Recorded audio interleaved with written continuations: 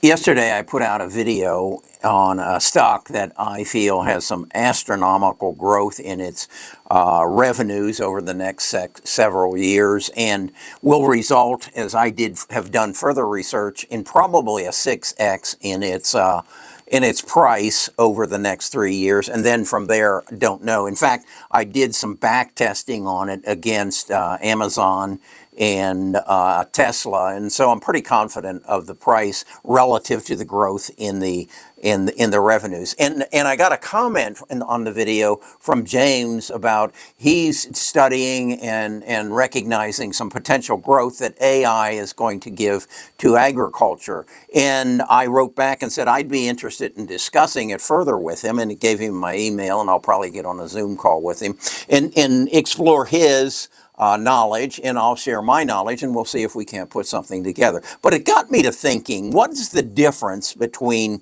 change that is successful and change that is not?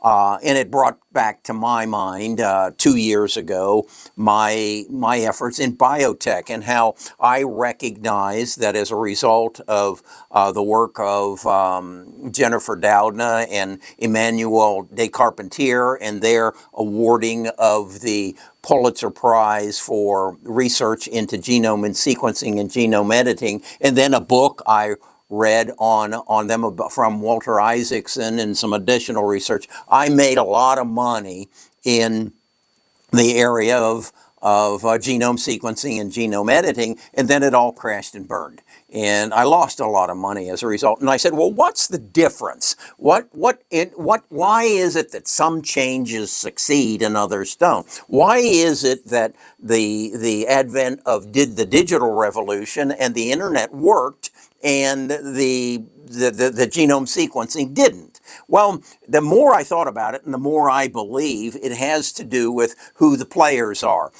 Is the big money there to make it happen? And is the governmental support there to make it happen? And what I learned from my mistake relative to genome sequencing is that if the government, the Food and Drug Administration, will not okay the process, and the insurance companies will not pay for the treatment, it has no chance of succeeding. And that's understandable. If you put a needle in my arm to alter my genome, and it does, and my cancer goes away, and then 3 years later my head explodes, that's not a good deal.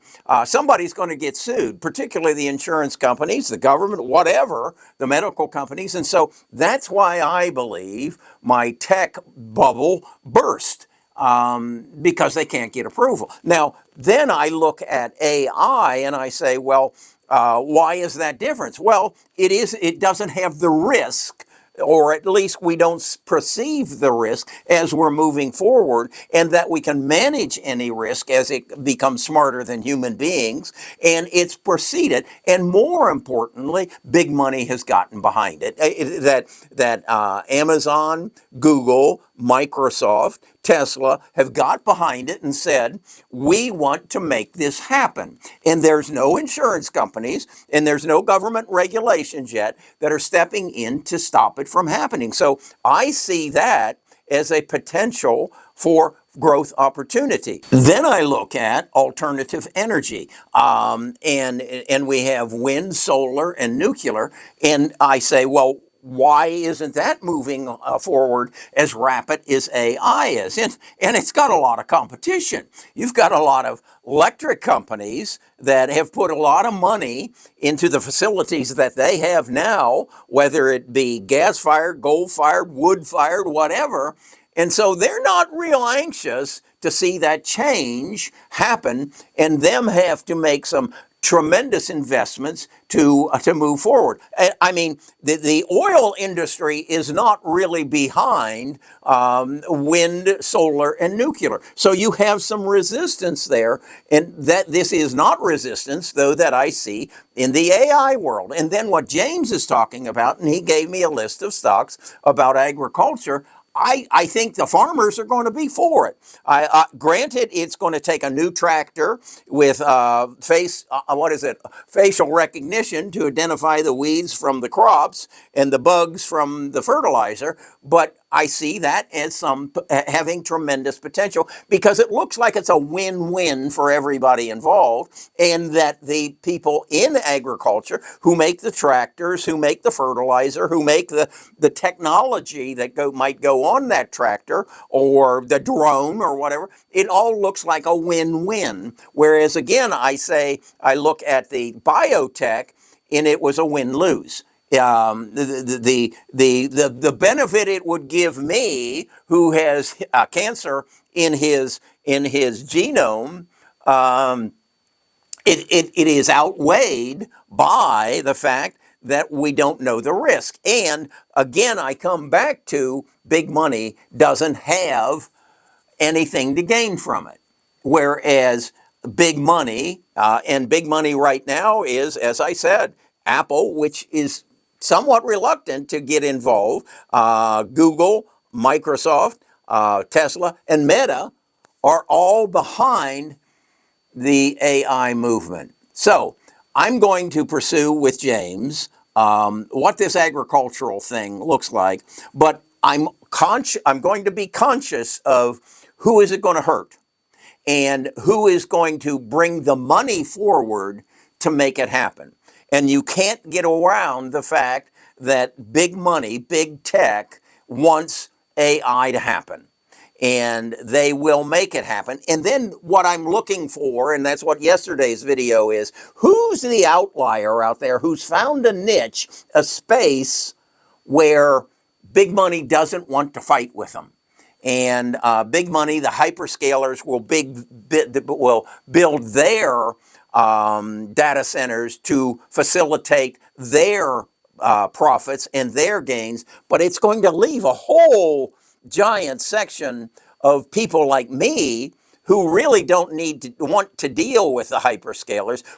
I'd like to deal with somebody who is more specific to my needs, the financial world, and can give me the opportunity to improve my business. It's just like I discovered yesterday. I've been using ChatGPT to do research on the stocks that I am following in the AI field of finance, and so they're answering questions. And just last week, ChatGPT came up with a pro version, and it gave me access to that pro version, and it knocked my socks off. I can upload balance sheets, income statements, cash flow statements, the filing, the 10K filings, the quarterly reports, and ask them to analyze it and then give me a projection of what the price of the stock is going to be in 25, 26, 27, and 28, and it does it for me. But yesterday, it said that $20, once you use so many of these pro versions, that $20 a month is going to turn into $200 a month if you want to expand your use of this tool.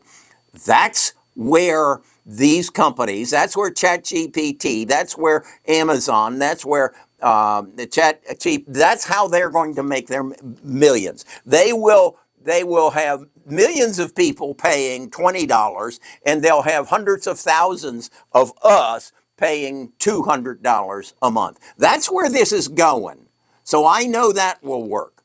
I'm going to discuss with James how the agricultural picture will work, and is there enough money behind it to make it work, and is there no government or insurance company restrictions that are keeping biotech from working? I mean, there is no doubt in my mind that these people, companies like CRISPR and Editas and Caribou and Mammoth, they have the tools to take cancer out of my body. And heart disease and anything that it ails, because they've already cured sickle cell anemia. They did that 3 years ago, but it's not available because they don't know what's going to happen 3 years from now, 5 years from now, 10 years from now. We don't know. And so until we can test it on animals and it it works for 50 years, it isn't going to be available. And the big money isn't going to take the risk, and neither are the insurance companies. So that's how I'm now analyzing stocks. That's what I want to share with you, and I want to use AI to do it, and I'll keep you up to speed on what James and I come up with relative to agriculture and precision farming. That could be real interesting. Let's pursue this together. I'm Kerry Grinkmeyer. I'm a retired financial advisor. I have a website called Best of Us Investors.